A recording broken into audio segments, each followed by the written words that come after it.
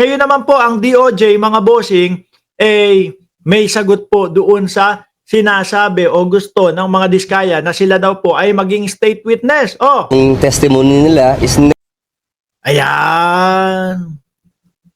DOJ ho, mga bossing, may sagot po sila. Mark, simpleng riot lang sa Oblo, yari, tegi si Bryce. Pwede, di ba? a discussion that's being held here in the Department of Justice. On the one hand, pwede po sila maging state witness kung hindi nga sila most guilty. At yung testimony nila is kayo mga bossing, tayo lang, opinion ng bayan, opinion ng mamamayang Pilipino. Tayo po, sino sa tingin ninyo yung hindi most guilty dito? Yung mga Diskaya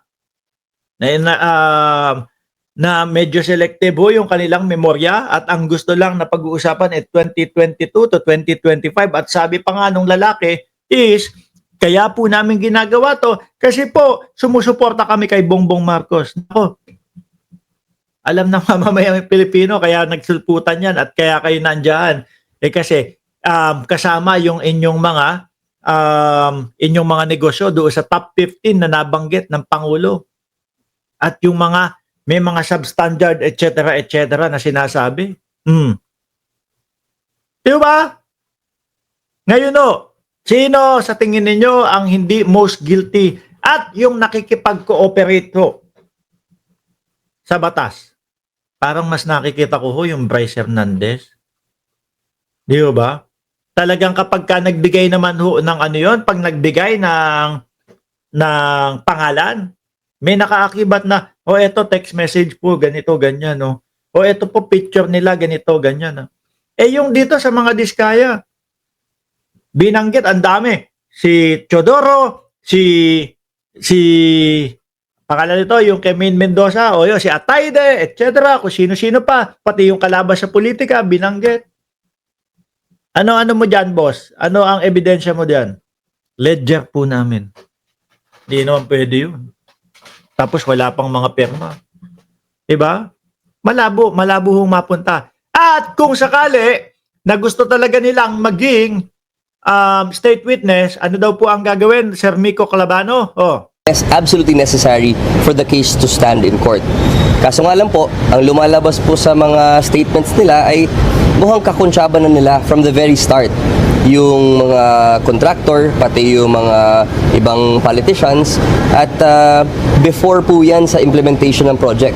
Kaya kung sa ganung paraan ay magiging co-conspirator sila, and co-conspirator. In a co-conspiracy or in a conspiracy, the guilt of one is the guilt of all. Meaning to say po, kung yung kasama nila sa conspiracy ay most guilty, sila din po ay pwedeng ituring na most guilty. Same. Diba? Sabi ni Edgardo Pangilinan, gagawin pa ledger if totoo, dapat dala na. Guilty. Lesser yung chance.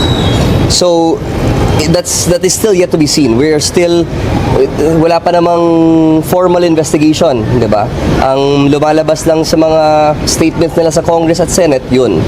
But again, that is subject to one very big condition already imposed by the Secretary, which is, kailangan muna nila isauli yung pera. Kailangan muna nilang isauli yung pera, bilyon-bilyon yan. Dami yan. Diba? Kailangan nilang isauli yung pera para makonsidera na mas less guilty sila. Para masimulan po natin yung usapang state witness. Ang tanong mga kababayan, gawin kaya ng mga Diskaya yung mga yun, mga ganon. Diba? Yang si Bryce ang less guilty, magbigay nga ng waiver para i-open lahat ang conversation ng CP niya.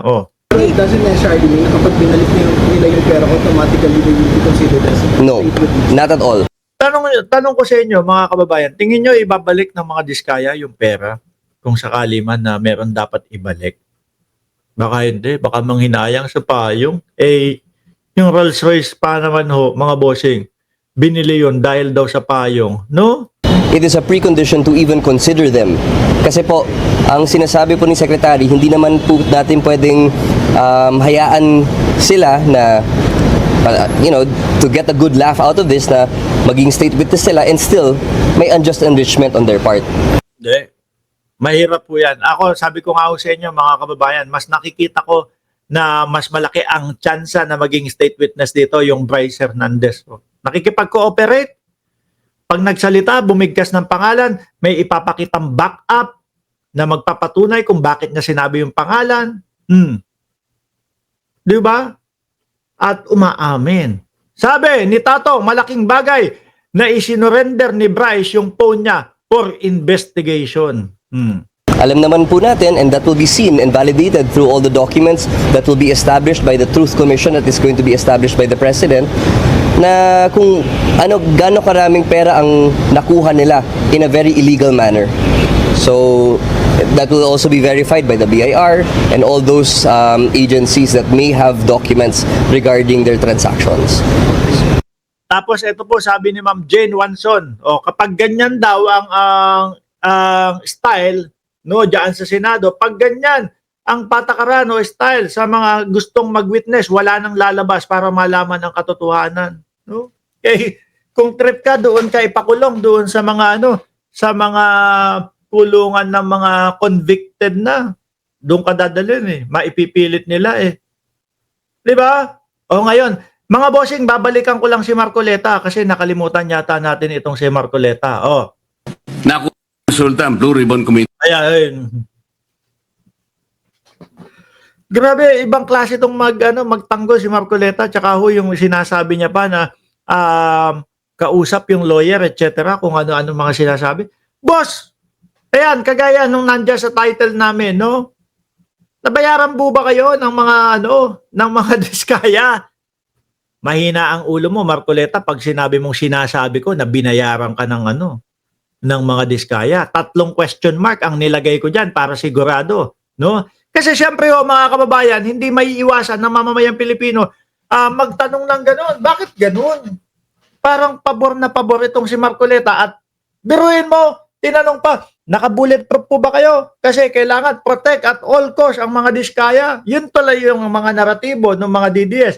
Protect at all cost ang mga diskaya. Yung mga DDS naging hero na nila yung sila diskaya. Sana, nung siya'y mag-request ngayon sa House of Representatives, hindi po sa kanya dapat manggaling ang request kung saan siya magko-custody. Kung nakikita nila, nararamdaman niya na may banta ang buhay niya. Kaya nga request no? Hiling. I-grant o hindi. Di po ba? Hiling. Ramdam nung tao na delegates ako doon sa Senado. Pagka pinakinggan mo naman yung kanya mga testimonya, tutugma ho doon sa kung bakit niya ayaw makulong diyan sa Senado.